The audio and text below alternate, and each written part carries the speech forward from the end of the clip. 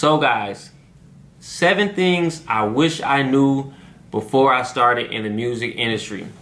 Whoa, yeah, Tell them I want it in cash, I don't care if it's ones, I don't never take checks. Tell them I paid all my dues and I didn't pay taxes, but pay me respect. I've been in this shit for too long, I know ins, I know outs, I know where they can lay. I broke down the door, I pursued it.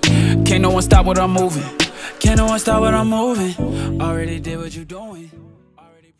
And this is a long history for me because I've been in it 16 years. And so this is like a comprehensive overview of the things that I messed up on, and I wish I knew about these things before I started. Starting with, understanding management versus a label, because how they get paid is totally different, and I had to learn that the hard way. Managers get paid off a percentage of everything the artist does, whereas the label usually gets paid off of the music revenue, meaning like if you're on iTunes, Spotify, Apple Music, etc., that's how the labels gets paid. They don't get paid off of show money unless they specifically put that in the contract, which is what I learned how to do later on. Because early on in my career, my artist was doing crazy shows, but we wasn't eating off that, even though we're the ones who blew the artists up. So if you're a manager, yes, there is a win-win of you get to eat off everything the artist does, but there's also the loss of if that artist decides they don't want to be with you anymore, you no longer eat ever again, versus the label, where if the artist decides they don't want to eat with you no more, it's still cool because you're going to eat off the music. And so just learning the difference between how those two things operate and choosing which side you want to be on, because I don't advise being all of that in one, because you're too much into the weeds of the things when you're supposed to be looking at the bigger picture as a label. So I would never advise being a manager and a label in one. Don't do that. If you're a label, get the artist managers. If you're a manager and you're looking for a label, then so be it. But that's thing number 1 that I would advise you to learn. Difference between a manager and label. Decide which side you want to be on. And for artists, I would advise you to make sure those things are separate. You never want your label managing you. The second thing I learned in the music business, and I learned this the hard way as well, is you can't depend on anyone. Like, you can't depend on a manager, a record label, assistant. Like, it's literally your career is in your hands. You know what I mean? Like, people will make promises. They won't live up to those promises. Like, literally, when you're in this industry, even if you're an artist, executive manager, whatever the case may be, you only have you. You have to be in charge of what you have going on. Don't depend on anyone. Don't let anybody sell you dreams. Focus on you and what you have going on, and if people want to add to that, so be it, but never stop what you're doing for people and the dreams that they're trying to sell you. So definitely, if you're in this industry, understand the one person you can depend on is yourself, and keep that in mind with every move you make. Don't fall for dream selling. Third thing I had to learn in this industry once I, got involved with major record labels was, I say this a lot to you guys, labels are a group of teams. You know what I mean? You see Def Jam, but when you sign to Def Jam, you're not signing to a name. You're signing to a label that has these different teams laid out, and you have to be sort of knowledgeable about those people inside of those teams, and you have to work with those people every day. Like, you can't sign somewhere and just sit back and expect things to happen for you and expect people to do their jobs. You have to really be on their ass and like really make sure they're getting their job done. And you can source out the weak links that way. Like, you can know, okay, this team is really good, this team sucks, maybe I should hire somebody independently because that team isn't really good at what they do. So that was what I learned. Again, everything I'm telling you is what I learned the hard way. When you're dealing with a company, you need to know everybody working in there, and you need to treat them with respect too, because they are handling parts of your career. You know what I mean? So never just sign somewhere and sit back. You sign, you're going to meet everybody, you have a relationship with everybody, and you make sure they're doing the job to the best of their ability. And if you find a weak link, you go hire that weak link's job outside of them. You know what I mean? So that's something I learned the hard way, is that don't pay attention to the name on the wall. Pay attention to the individuals and treat them with respect, because they are in control of important parts of your career. Another thing I learned the hard way, thing number 4, is definitely do not compare yourself. Like, literally, this is your journey. Your journey is not going to be like anybody else's.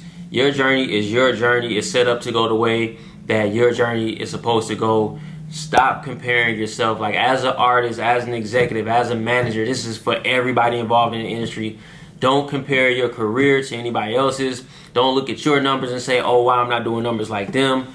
Like, literally stay on your journey.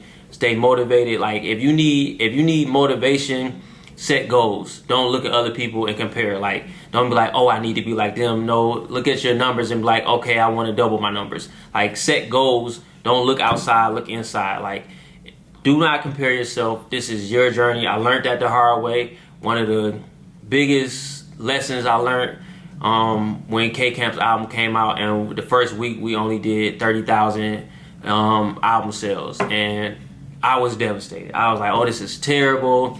You know what I mean? Because I'm looking at everybody else and their album sales. Now, to date, that album has sold 350,000 copies. And so, off of week one, I was devastated. And, you know, sort of honestly, the whole campaign didn't go the way it was supposed to go. And I was devastated. But now, looking back at it today, it's almost gold. So, it's like, never compare yourself. You don't know what your journey is going to be. Stay and pay attention to your journey. Set your own goals. Don't look outside for goals. Set your goals. Follow your goals. Reach your goals. You know what I mean? So that's something I learned the hard way. Never compare yourself. Fifth thing that I learned the hard way is that you don't need a record label to make money.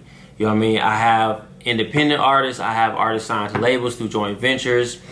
I make money on both of them. It's unnecessary for me to be signed to a record label to make money. So don't set your hopes and dreams on signing a record deal. You can make plenty of money outside of a record deal. So I just don't want anybody in 2021 to get caught up on a record deal. You don't need a record deal to make money. All you need to do is focus on your fan base. So mistake number 5 is chasing the record deal. I did that before. I learned the hard way. Totally unnecessary. The time I spent chasing them, I could have been chasing my fans. That would have gave me the same money that the record label gave me. So chase your fans, not the record labels. Focus on your fans, not the record labels, okay? Thing number 5, do not chase record deals. So the 6th thing that's super important is contracts save lives. Earlier I told you there are going to be a lot of dream sellers out there. Listen, whatever people tell you, put it in writing. Put it in writing, sign it into a contract. Like, this industry is no different from anywhere else in life. There are snake doctors, snake lawyers, and there are snake music executives. Like, everywhere in the world, no matter what career you choose, there are going to be snakes. Sign contracts. Whatever they're promising you, it doesn't mean anything until it's in writing. So trust me on this, contracts will save you so much heartache and pain and money. So anything you do, I don't care if it's your best friend, listen, we get a lawyer, we put it in writing, and we'll stay best friends, but it's in writing. You know what I mean? Sign contracts for everything, every move you make.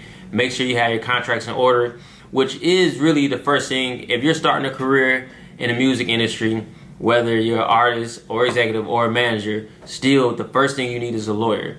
That's thing number 1, get you a lawyer. So trust me on this. I've been through it. I've been through the ringer. Contracts save lives. So things number 6, sign contracts. Don't trust what anybody says. Put it in writing. And that's how you want to go about your business in this industry. Sign contracts. And last but not least, the 7th thing that I wish I knew before I started in the music industry is that nothing lasts forever. Nothing. No relationship, no deal, no artist, no friendship. They don't last forever. You have to prepare for the downs while you're up. When you are up, don't think I'm going to stay up forever. Don't think the situation is going to last forever. Don't think this artist is going to last forever. Artists, don't think you'll be hot forever. It just is impossible. Nobody stays hot forever, okay? You have to prepare while you're up. So just know, if you make it to the mountaintop, you're not going to stay there forever. So while you're up there, prepare for when you're not there anymore. Nothing lasts forever. That's the 7th thing that I wish I knew before I started in this industry.